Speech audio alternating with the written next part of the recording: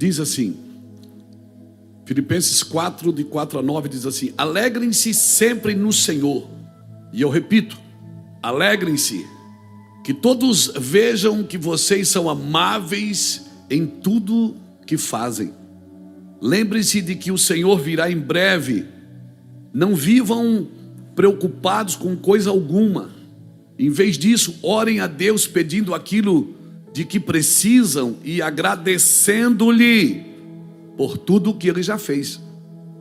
Então vocês experimentarão a paz de Deus, que excede a todo o entendimento, e que guardará os seus corações e a sua mente em Cristo Jesus. Oh meu Deus! Então vocês experimentarão a paz de Deus, que excede a todo o entendimento, e que guardará seu coração e a sua mente em Cristo Jesus. Por fim, irmãos, quero lhes dizer só mais uma coisa: concentre-se em tudo que é verdadeiro, tudo que é nobre, tudo que é correto, tudo que é puro, tudo que é amável, tudo que é admirável. Pensem no que é excelente e digno de louvor. Mas era só uma coisa que eu queria. Falou pelo menos umas 8. Continuem a praticar tudo que aprenderam e receberam de mim, tudo que ouviram de mim e me viram fazer. Então o Deus de paz estará com vocês. Uau! Glória a Deus, Senhor, por essa palavra. Glória a Deus por essa palavra. Uma instrução prática de uma vida simples, focada em Cristo, ungida e feliz. Não é isso que a gente busca? Uma vida simples. Amém? Uma vida simples, prática e feliz. Uma vida agradecida e engrandecida em Cristo. É isso que todo crente quer, irmãos. É isso que todo crente busca.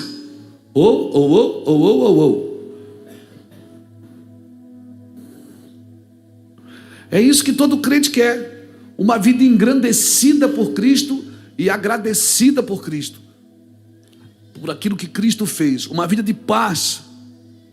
Eu acredito, irmãos, que nós, a nossa geração agora, esse tempo, nós seremos uma geração que pensa, eu espero que a gente pense, amém? Uma geração que aprenda a discernir, uma geração que entenda o que Deus quer.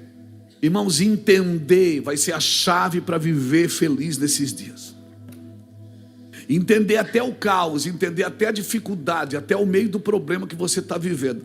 Entendendo que você tem que passar por aquilo. Assim distingue José no Egito. Quando ele se revelou aos irmãos, os irmãos pensaram, agora ele vai matar a gente. E José disse, não, vocês fizeram mal para mim, mas Deus me trouxe na frente para guardar vocês com vida. Ou seja, eu entendi o propósito do sofrimento.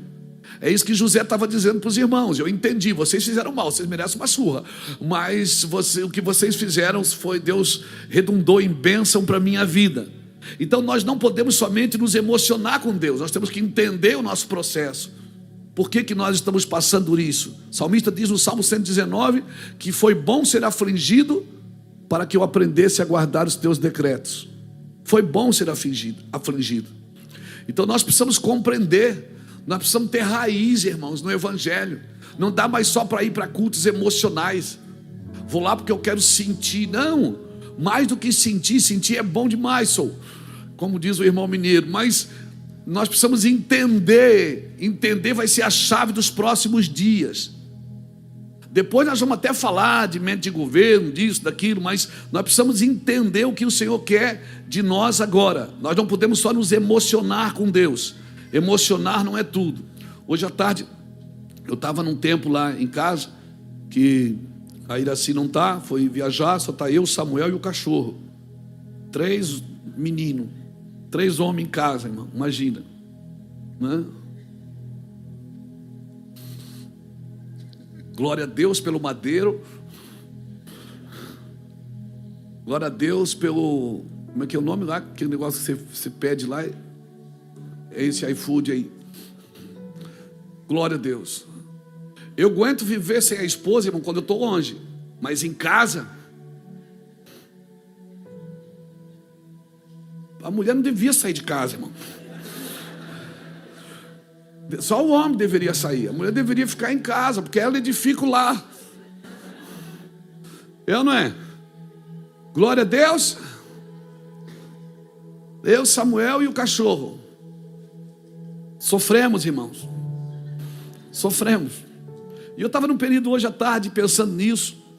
E o Senhor falando assim: Luiz, eu tenho muito para dar para os meus filhos. Eu tenho muito para fazer para a igreja. Mas o que eu quero é uma vida simples. Vocês têm a facilidade de dificultar o simples. Vocês têm a facilidade de dificultar as coisas práticas, acessíveis. A rua está reta, vocês enchem ela de cone. Para ficar mais difícil. Eu não sei se vocês pensam que ficando difícil para vocês, eu vou ceder mais rápido. Não, eu tenho uma vida simples e prática.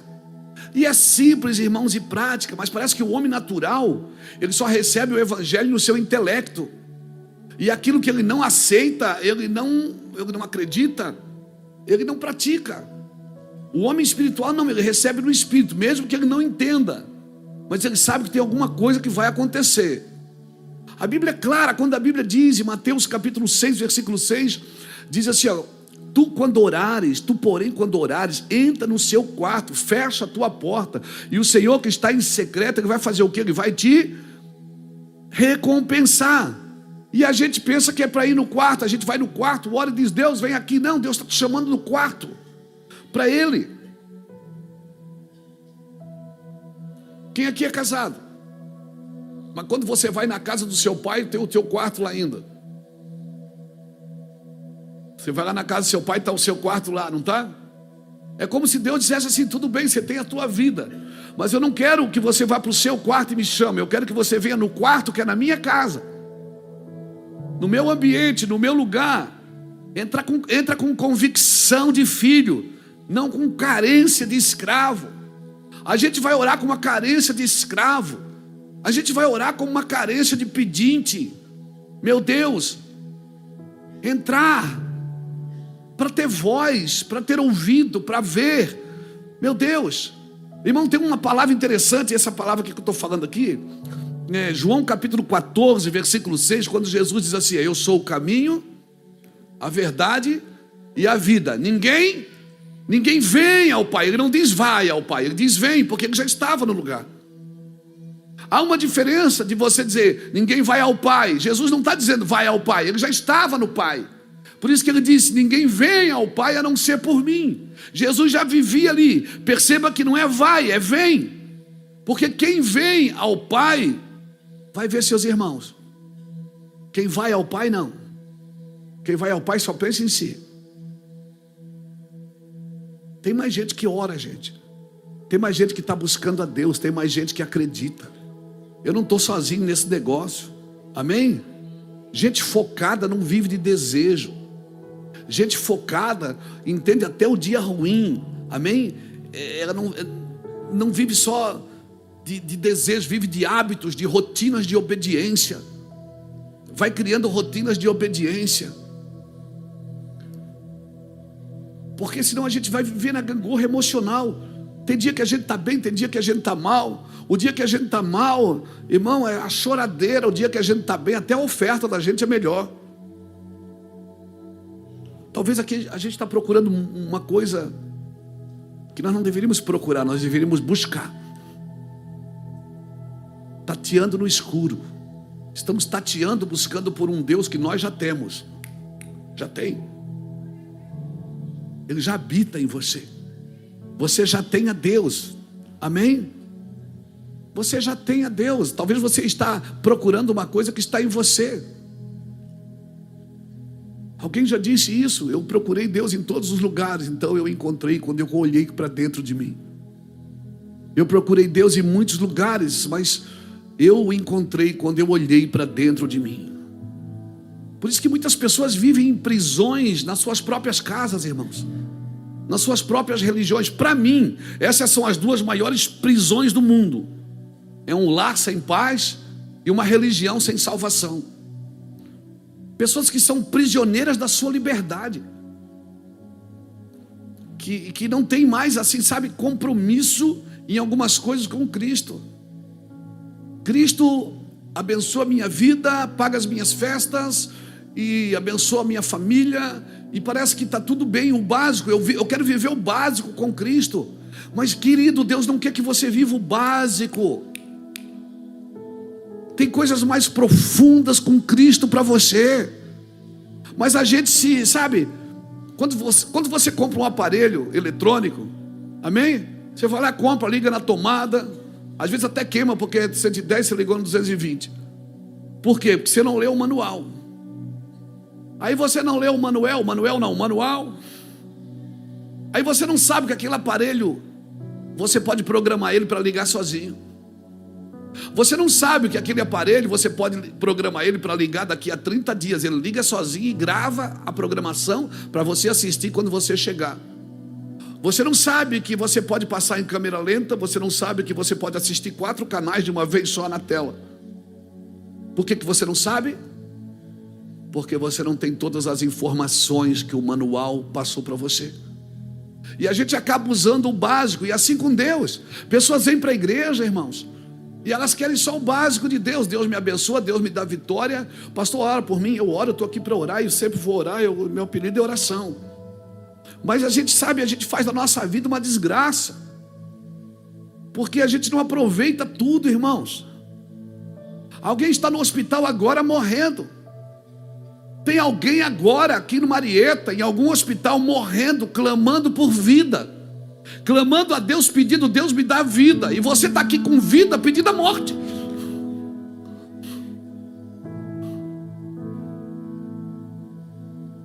Tem gente lá morrendo agora, pedindo mais uma chance. E você está aqui cheio de vida, irmão, pedindo: Deus, eu não aguento mais essa vida. Deus diz: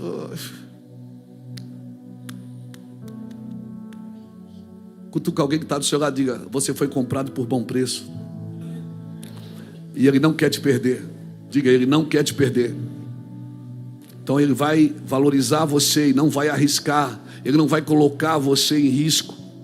Ele não vai colocar você em posições de risco que arriscaria Ele a perder você. Tudo que acontece na vida com Deus é para te prender, irmão. Esta leve e momentânea tribulação não está para se comparar com o eterno peso de glória. Aleluia. Sabe como é que eu me sinto aqui nos domingos? Que eu estou reevangelizando os crentes. Eu estou doido para convidar uns 3 crentes para aceitar Jesus hoje. Mas eu já sou crente. Não, tem que nascer de novo. Tem que nascer de novo. Pastor, parece que o senhor... Não, irmão, a vida é sacrificial. Tem gente lá morrendo, irmãos. Tem gente morrendo. E você está aqui cheio de vida. Está reclamando porque não saiu o 13º ainda. Tem gente que não sabe nem o que é o 12º, irmão. O 11º. E você está reclamando de barriga cheia. Você já viu quantos sapatos você tem? Já viu? Quantas roupas você tem?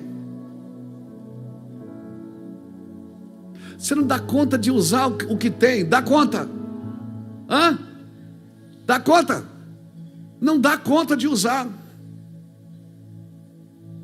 Mora num prédio, teve que alugar mais uma garagem porque comprou mais um carro. Fala lá sim, meu filho. E está reclamando.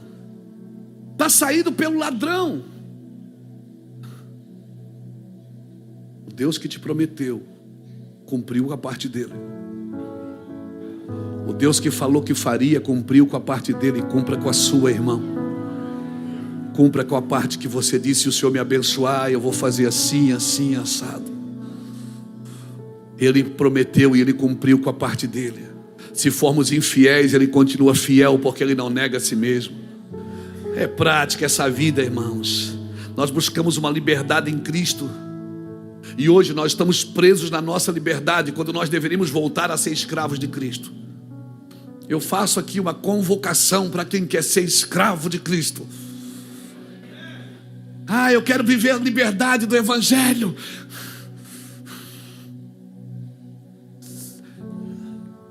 Quem vive no Evangelho intensamente, irmão, não tem mais livre-arbítrio não, meu amigo. você vive no Evangelho intensamente, não tem mais livre-arbítrio para você, meu irmão. Não tem mais escolha. Paga a conta logo. Diz, deixa que eu pago. Bateu na sua porta, deixa que eu faço. É comigo mesmo, eu vou dar um jeito, amém? Nada nessa terra vai satisfazer você, nada que você tem satisfaz você, nada. Amém? As pessoas estão brigando por lugar no avião, irmão.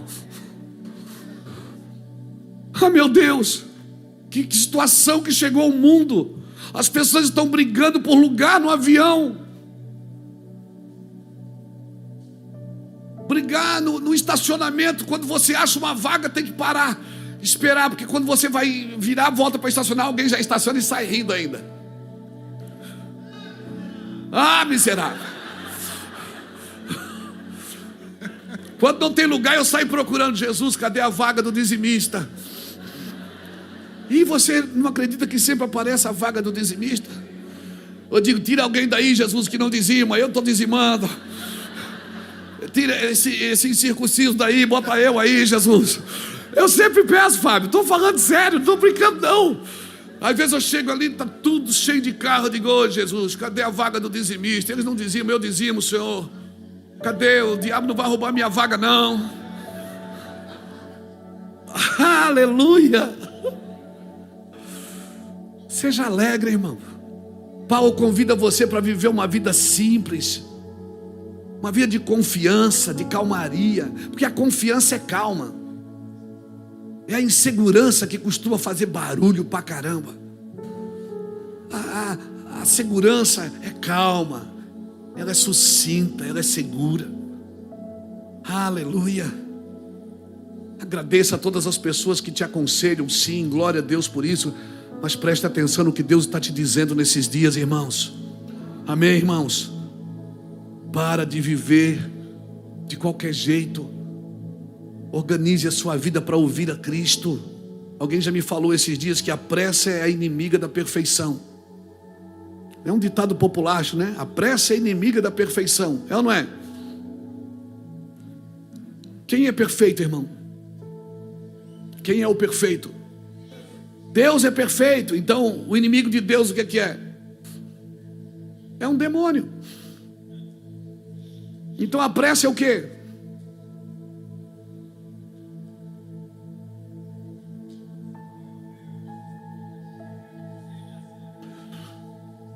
A pressa, já fez uma coisa com pressa? A pressa gera o quê? Raiva.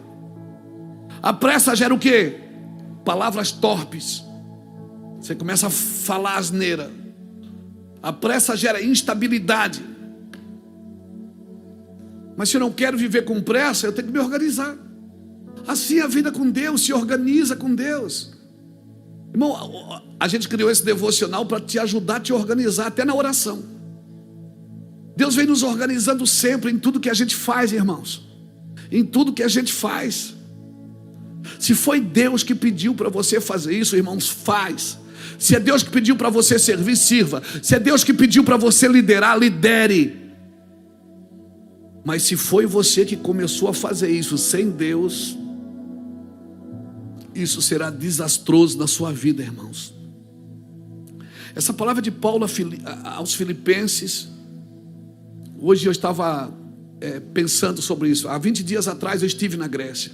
Eu estive nessa cidade, em Filipos. Depois, se você quiser saber mais sobre essa cidade, Atos capítulo 16, versículo de 11 a 40.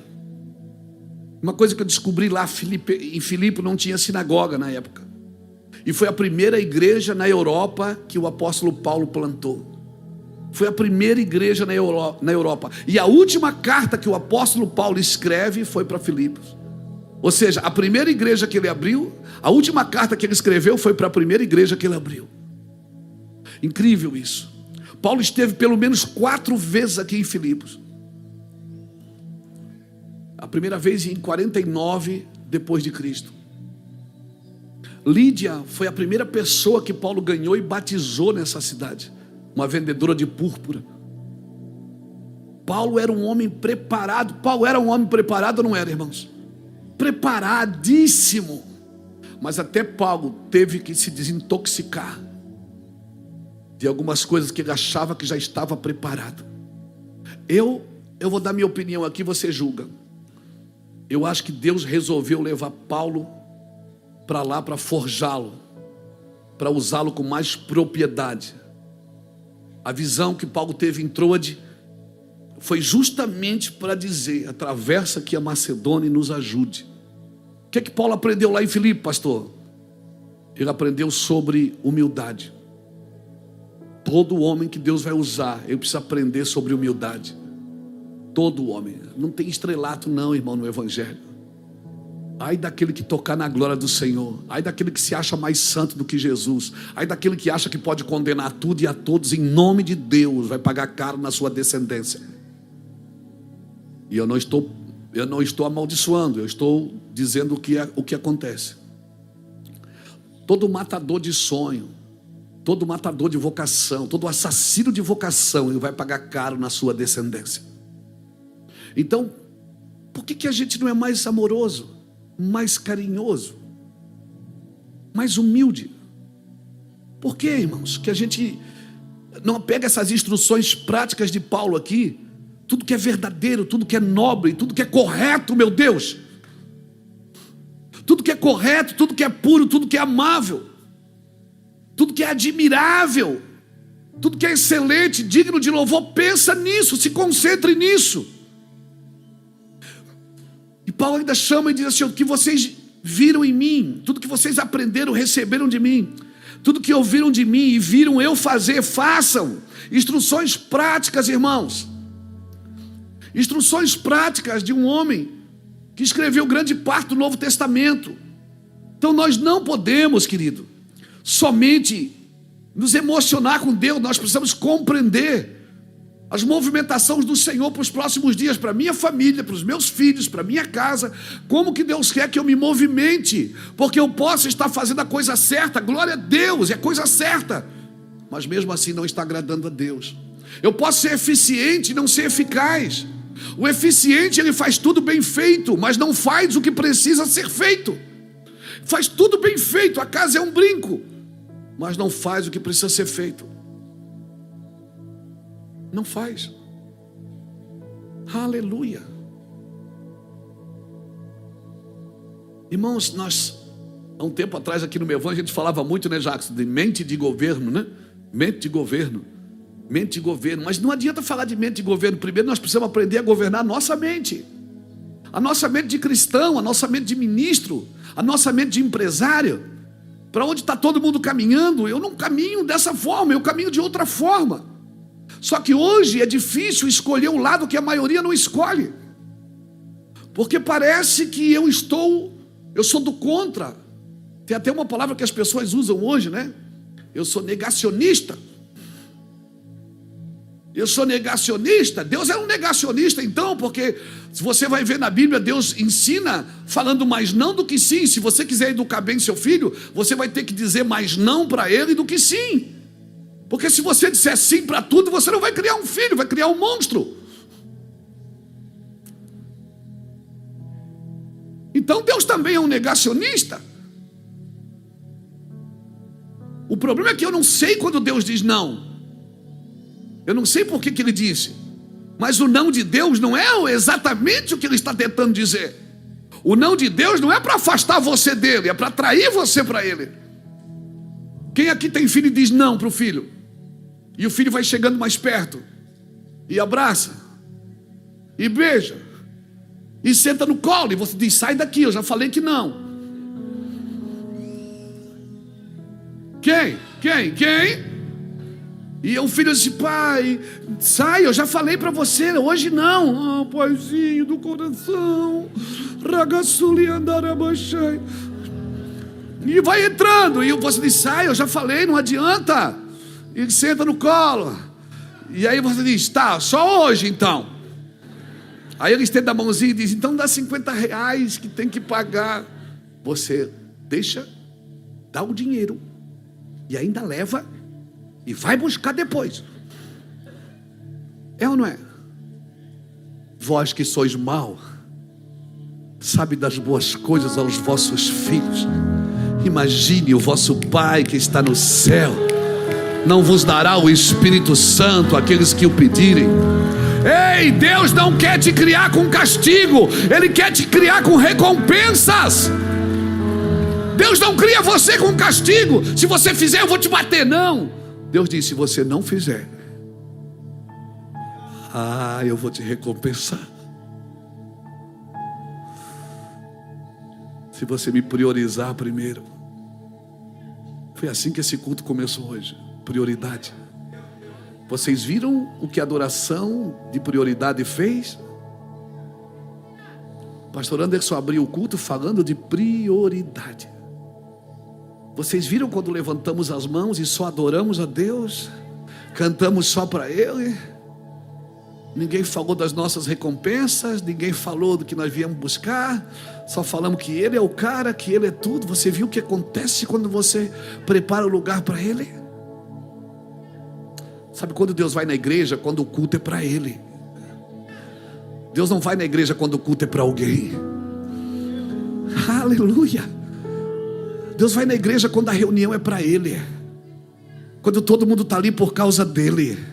Ainda que tenha alguém famoso, conhecido, ok, tudo bem, não tem problema. Deus deixa as pessoas conhecidas, mas ninguém pode tocar na sua glória.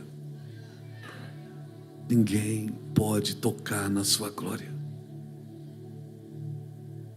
Quando nós falamos de prioridade, adoramos o Senhor, Ele veio. Aleluia. Diga para quem está do seu lado: não permita que teu corpo limite teu potencial.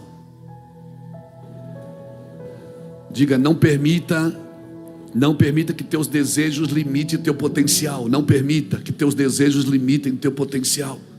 Não permita isso, não permita. Tem muito mais aí do que você pensa que tem, meu irmão. Amém? Pessoas podem te olhar, podem te julgar, mas depois que elas te ouvirem, elas verão que erraram. Pessoas julgavam Jesus até conhecê-lo. Aleluia. Pastor, mas é difícil demais, como é que eu faço? Eu devo viver, irmãos, como se Jesus voltasse amanhã. E eu devo me preparar como se Ele voltasse daqui a 1000 anos. Então eu estou esperando e me preparando. Eu estou aguardando, mas não estou sentado, eu estou trabalhando. Eu estou aguardando, eu sei que tem algo novo para acontecer. Eu estou muito entusiasmado. Paulo dizia: eu preferia estar com Cristo, mas por causa de vós, eu estou aguardando. Eu estou vivendo cada dia como se fosse o último. Mas eu também estou me preparando como se Ele levasse 1000 anos para chegar. Amém, irmãos? Como Jesus levasse 1000 anos para chegar. Isaías capítulo 14, versículo 24, olha o que diz.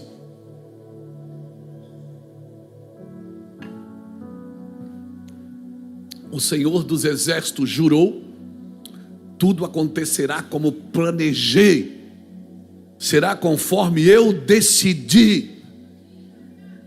Meu Deus, Deus pensou, confirmou, determinou e executou como Ele quis. É Ele que faz. Nós fomos criados com uma mente de Deus. Nós deveríamos também fazer a mesma coisa: pensar, confirmar, determinar e executar. Mas não, nós vamos nos perdendo naquilo que os outros dizem, naquilo que a gente pensa, naquilo que não está a favor. Não, irmão, nós fomos criados com a mente de Deus. Nós perdemos a mente de Deus no Éden, porque o homem usa hoje 8% da sua capacidade mental, 9%. Eu não acredito que Deus fez um homem com 100% para usar 8%. Cadê os 92%, irmãos? Cadê os 92%, irmãos? O que eu vou falar é loucura de Luiz Hermínio. Está escrito na minha imaginação santificada. Como é que Adão bota o nome em todos os animais? Como é que Adão bota o nome nos peixes, nas aves? Sabe quem voava? Eu não sei.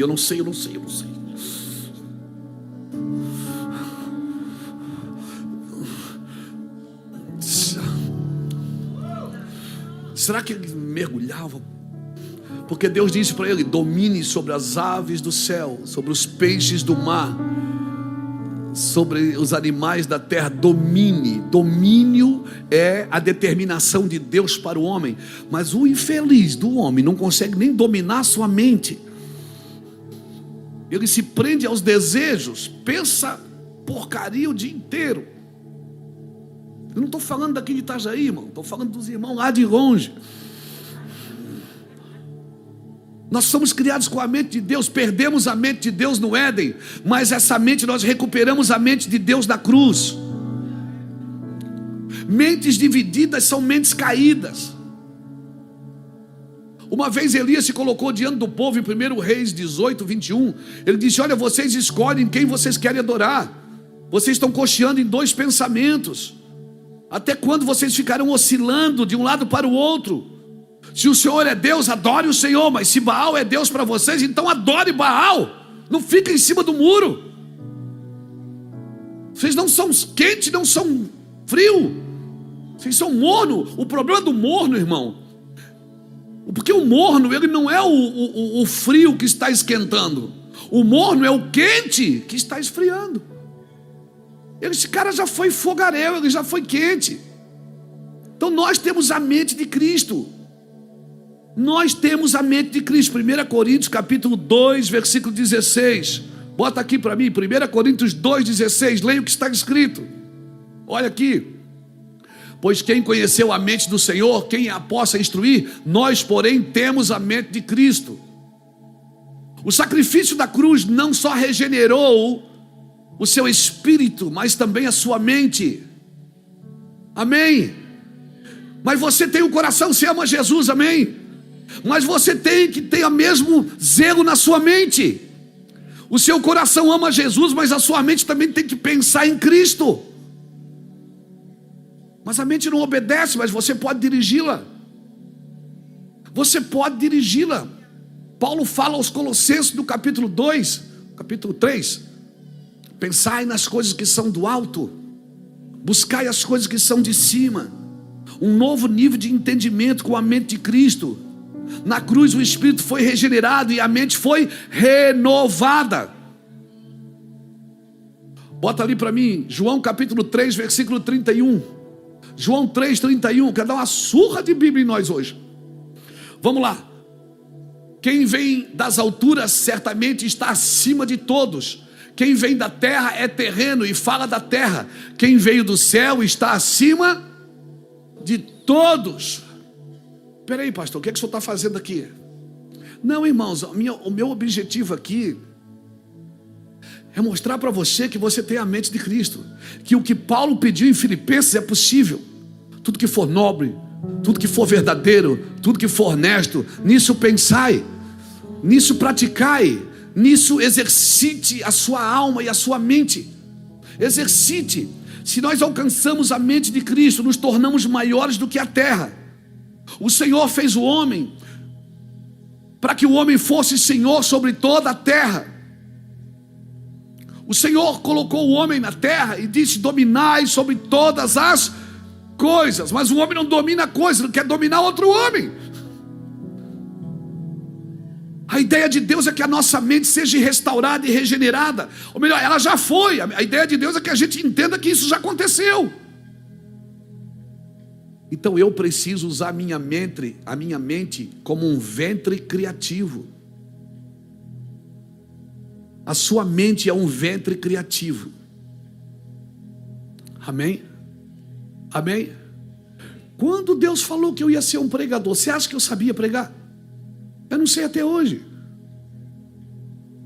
Quando Deus falou que você ia fazer isso, você sabia? Não sabia. Se você passar o dia inteiro falando uma coisa, o que é que vai acontecer com você? Vai acontecer o que você está dizendo. A morte e a vida estão no poder da língua. Assim como o homem pensa no seu coração, assim ele é. Parei, pastor, o senhor está querendo me motivar? Não, eu estou querendo te empoderar com aquilo que você já carrega. É seu. Você tem que falar com essa doença e dizer: doença, você não é minha. Você tem que falar com essa necessidade. Você está esperando que alguém resolva o seu problema. quando o Senhor já te capacitou para fazer isso. Então qual é o objetivo de ter uma mente regenerada? É que a gente leva todo o pensamento cativo a Cristo. Nós precisamos usar a nossa mente como um ventre criativo, irmão. O objetivo de ter uma mente regenerada é que eu possa desfrutar dos benefícios dela. E tudo que eu não entendo, eu não desfruto. Eu preciso desfrutar, eu preciso... pastor, ora por mim. Ok, vamos orar. Mas esse posicionamento de filho, irmãos, não é de uma pessoa carente, que Deus não tem pena de você. Irmão, Deus não tem pena de você. Então não se comporte como alguém diante de Deus que é digno de pena. Deus não tem pena de você. Sabe o que Deus queria ouvir? Deixa comigo, Senhor. Nós vamos vencer. Com a sua ajuda eu passo pelo meio de um batalhão. Com o meu Deus eu escalo uma muralha. É Ele que me arma de forças, que faz os meus pés ligeiros como das corças. É Ele que coloca em mim asas como de águia. Fala o que Ele quer ouvir. Aí Ele vai olhar e vai dizer: meu garoto. E você fica: Deus, aleluia, oh lamúria miserável. E você quer que Deus venha e resolva. E você: Deus, e agora? Deus diz: vai, eu já falei, você tem tudo o que você precisa. O meu Espírito habita em você. Eu coloquei a eternidade no seu coração. Está tudo aí dentro. Você precisa começar a dizer o que deve acontecer. Mas para isso você precisa estar sintonizado comigo. Já está aí dentro. Eu preciso falar. Eu preciso declarar. O objetivo de ter uma mente regenerada é que eu possa desfrutar dos benefícios dela. E tudo que eu não entendo, eu não desfruto. Isaías 43, versículo 10. Olha o que diz Isaías 43, 10. Olha isso. Você é minha testemunha, ó Israel, diz o Senhor. Você é meu servo, foi escolhido para me conhecer, para crer em mim e para entender que somente eu sou Deus e não há outro Deus, e nunca houve e nunca haverá. Meu Deus! Para que saibais, creais e entendais. Saber, crer e entender.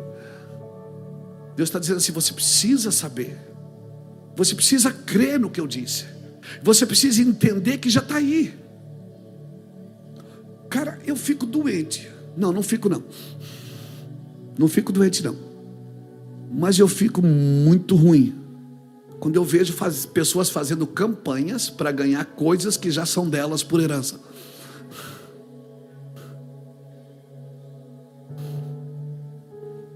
É que nem meus filhos que estão lá em casa fizessem campanha dentro de casa para eles poderem almoçar e dormir. Você está me entendendo? Isso é quase uma ofensa para Deus. Eu sei que eu estou tocando numa área aqui muito ruim, mas eu gosto disso.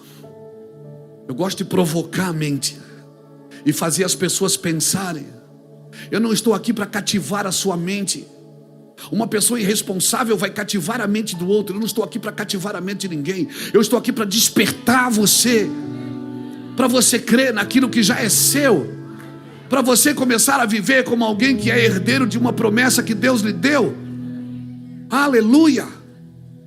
A não ser que você não está de acordo, seu comportamento não está de acordo, então você precisa de libertação. Você precisa de libertação. Mas se já foste regenerado, se já foste comprado por bom preço, se já passasse pela cruz, meu irmão, por favor, perde essa cara de dó e vem para a trincheira, irmão. Vem brigar. Vós sois minhas testemunhas. Sabe o que testemunha significa? No grego significa martos, que quer dizer mártires, que quer dizer eu te chamei para morrer. Você só precisa crer nisso e saber isso e entender isso. saber a sua vontade, crer que vai acontecer, entender como deve acontecer. Sem a mente de Cristo, irmãos, eu tenho a mentalidade limitada. E eu terei certamente expectativas erradas. Se eu tenho a mentalidade limitada, eu tenho expectativas erradas. Quantas vezes eu ouvi alguém dizer: a gente nasceu para sofrer mesmo,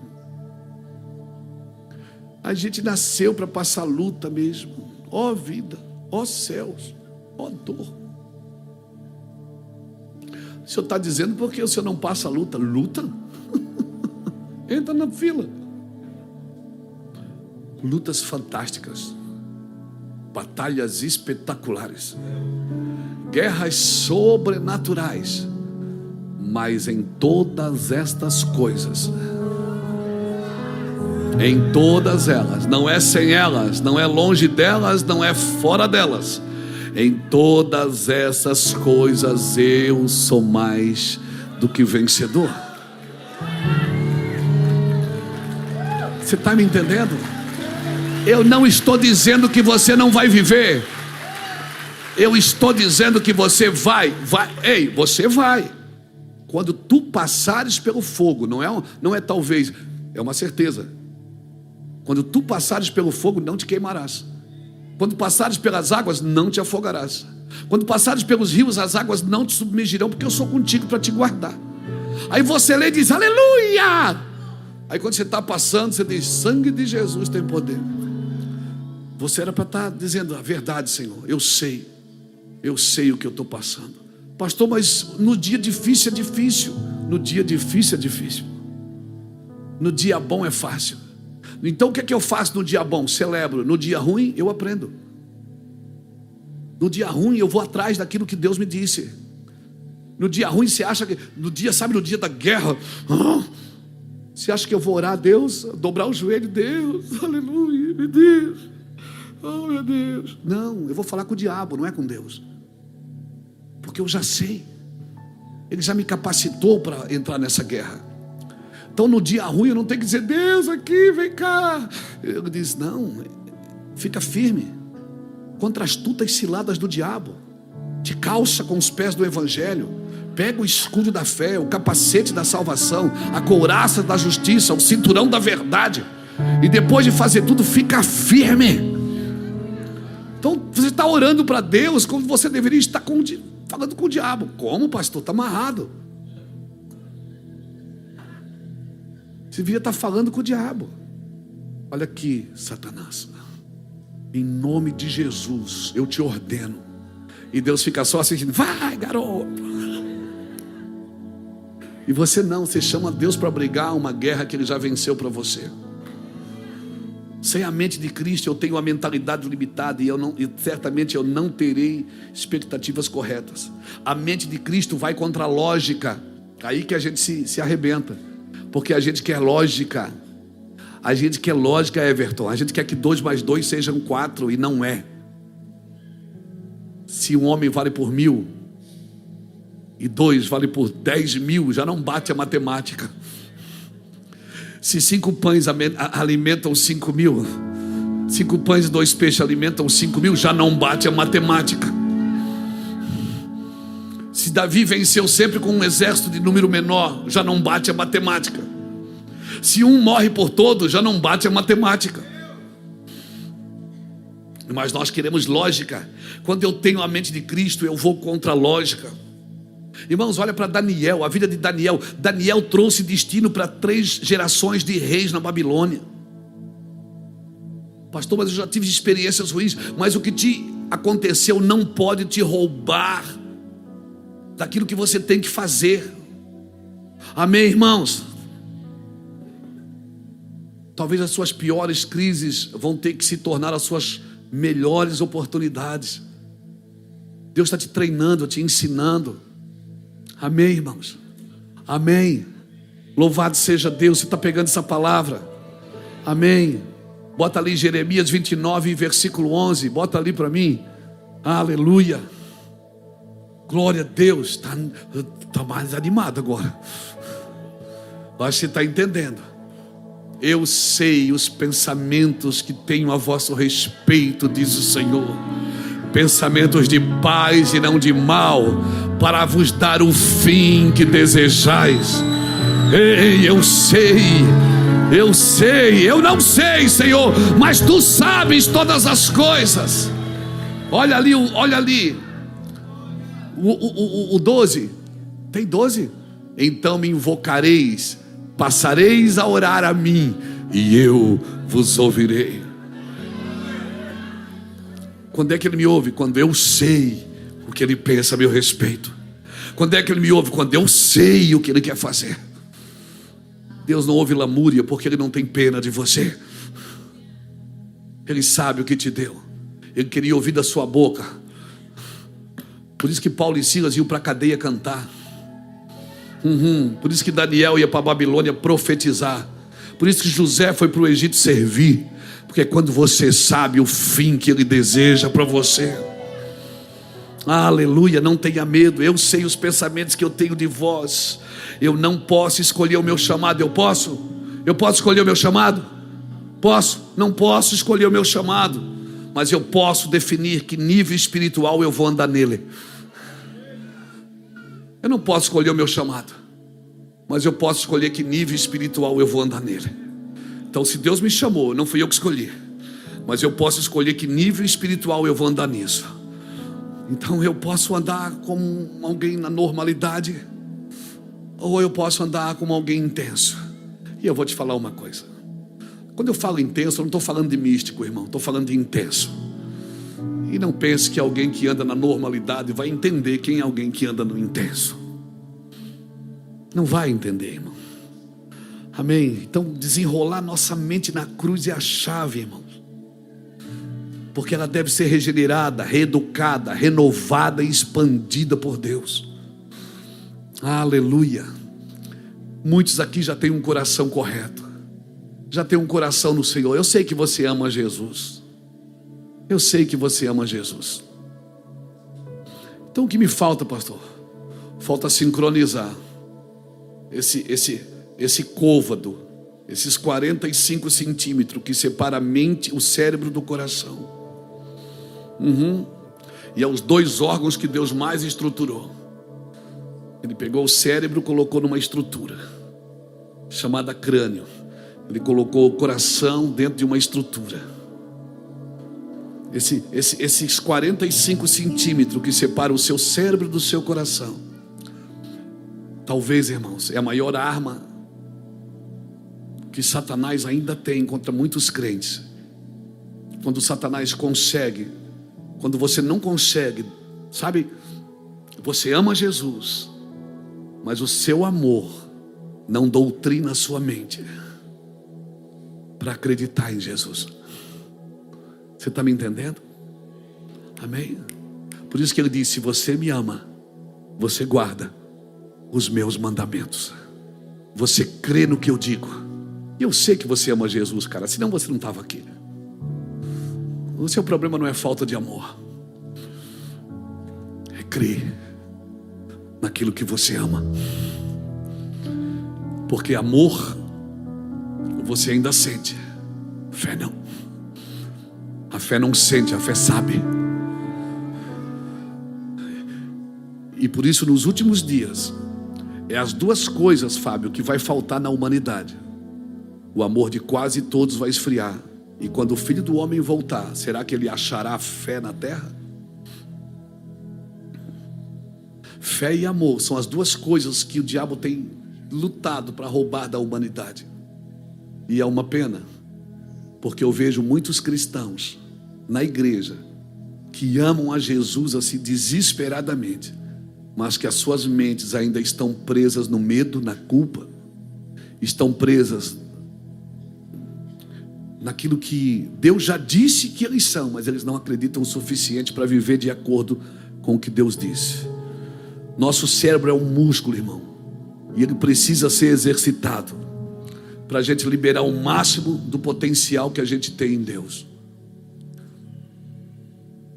E quando eu falo de cérebro, eu não estou falando de uma inteligência né? Porque não é de pregar, porque daqui a pouco a inteligência artificial vai pregar no lugar de muita gente. Já está pregando. Eu estou falando de uma sabedoria divina, irmãos. De uma sabedoria que vem do alto, que é pura, pacífica, tratável, cheia de misericórdia, sem hipocrisia, sem parcialidade com o mal. Irmãos, uma faculdade prepara você para a terra, mas ela não redime a sua sabedoria na vontade de Deus. Amém? A faculdade, ela prepara você para servir a terra, servir as pessoas da terra, e glória a Deus, não pare de estudar nunca. Eu estudo todo dia. Mas ela não tem o poder de redimir sua sabedoria na vontade de Deus. Então deixa eu te ensinar uma coisa aqui e eu termino aqui. O deserto não anulou o que Moisés tinha aprendido no Egito. Anulou? Não. Mas o deserto redimiu o que Moisés tinha aprendido no Egito. Por isso é necessário o deserto para todo crente. Principalmente aqueles que se acham mais inteligentes do que os outros.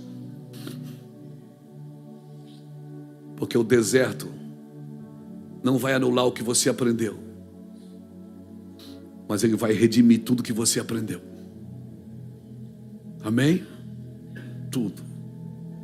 Irmãos, eu vim das ruas. Eu não fui feito em seminário. E uma pena, porque eu gostaria muito de ter sido. Mas eu vou falar uma coisa para você. Cá para nós aqui.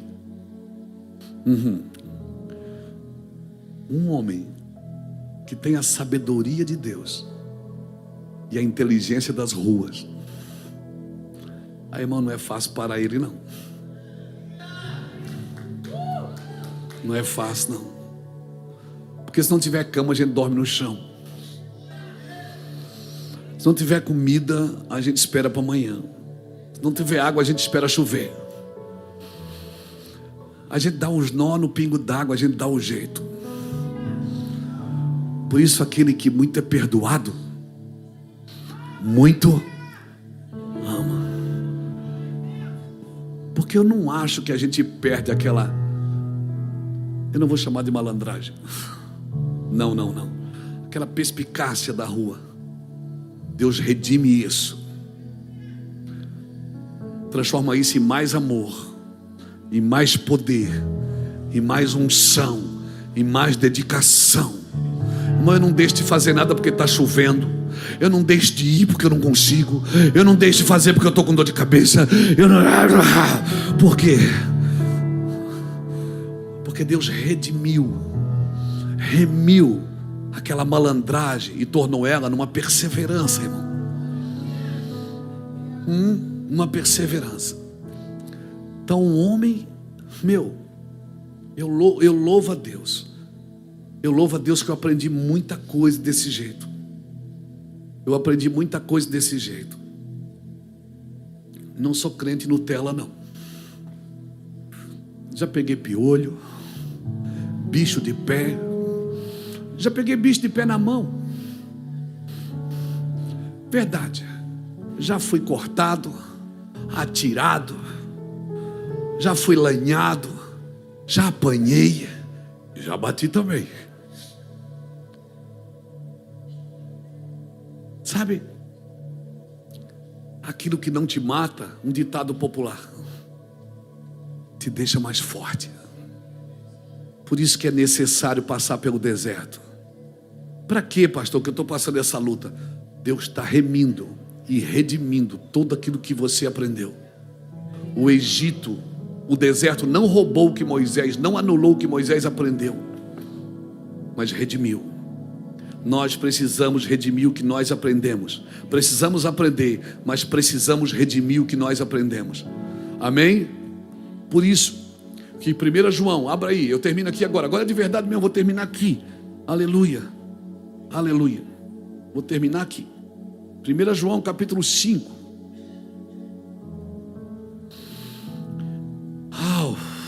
Que gostoso, irmão. 1 João capítulo 5, versículo 4 e versículo 5. Porque todo o que é nascido de Deus vence o mundo. E esta é a vitória que vence. O que vence o mundo? A nossa fé. Versículo 5. Quem é o que vence o mundo, senão aquele que crer ser Jesus, o Filho de Deus? Agora, aqui não está dizendo vence no mundo, está dizendo vence o mundo. Quantas pessoas você conhece que venceram no mundo, mas não venceram o mundo? A escola, a faculdade, e glória a Deus por ela, pelo ensino, pela educação, ela ensina você a vencer no mundo, mas ela não ensina você a vencer o mundo. O que vence o mundo é a tua fé. Por isso você pode ficar inteligente, expert, mas pode se tornar ignorante na fé. Venceu no mundo, prosperou, enriqueceu, ficou conhecido e famoso, mas nunca venceu o mundo. Porque o que vence o mundo é a tua fé em Cristo. Amém? A vitória que vence o mundo é a nossa fé. Eu sei que você é um vitorioso, que está trabalhando para vencer no mundo. Mas eu convoco você para vencer o mundo. Vencer aquilo que o mundo quer que você viva. Vencer aquilo que o mundo quer carregar você, dominar você, prender você. Eu conheço muitas pessoas, irmãos, que elas não venceram no mundo. Elas não têm muitas coisas, mas o diabo as treme quando ouve o nome delas. Satanás treme quando ouve o nome dessas pessoas. O diabo não tem medo de quem venceu no mundo. O problema de Satanás é quem venceu o mundo. Fica de pé comigo, querido. Aleluia. Recebe essa palavra no seu espírito, amém? Amém? Eu sou responsável por aquilo que entra na minha mente. Eu sou responsável por aquilo que permanece na minha mente. Eu sou responsável de expulsar aquilo que tem tentado me roubar de Deus através dos meus pensamentos e sentimentos. Eu sou responsável. Por isso, nós precisamos pensar em tudo que é nobre, em tudo que é correto, em tudo que é de boa fama, em tudo que é justo. Amém, irmão? Você recebe essa palavra? Leia depois de novo na sua casa, Filipenses, capítulo 4. Leia o capítulo 4, do versículo 4 ao versículo 9. Estude a carta de Paulo aos Filipenses. Tem práticas de vida. É simples, irmãos, o evangelho é simples. E a maioria de nós está passando lutas, não é pelo básico, é pelo supérfluo. O básico não nos causa tão luta assim. Eu quero orar por você. Amém? Hoje Deus preparou a mesa. Preparou a mesa profeticamente para a palavra vir e entrar no nosso espírito. Eu estou muito entusiasmado, irmãos, para os próximos dias. Muito.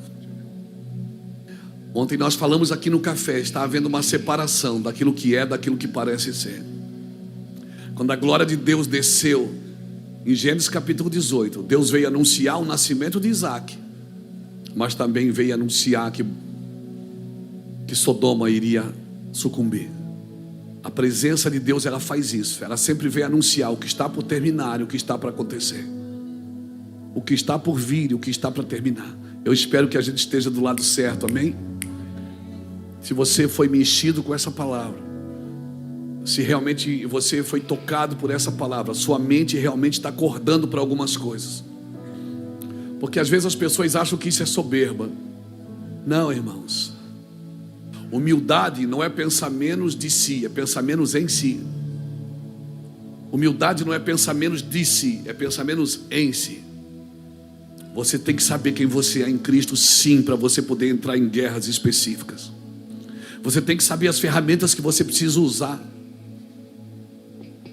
Se a trombeta não tocar bom sonido, quem se preparará para a batalha?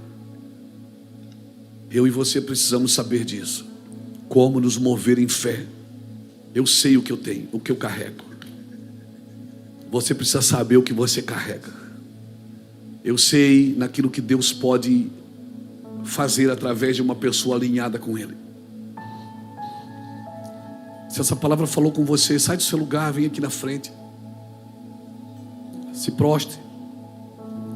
Diga: Senhor, abra minha mente e o meu coração para entender como eu devo me movimentar. Porque não pensa que você impressiona Deus com o teu serviço. Não pensa. Você não impressiona Deus com o seu serviço. Não pense que o seu serviço impressiona Deus. O que impressiona Deus é você saber, crer e entender. Deus te chamou e você precisa entrar. Eu não vou ficar tateando no escuro. Nós precisamos entrar nesse lugar, irmãos.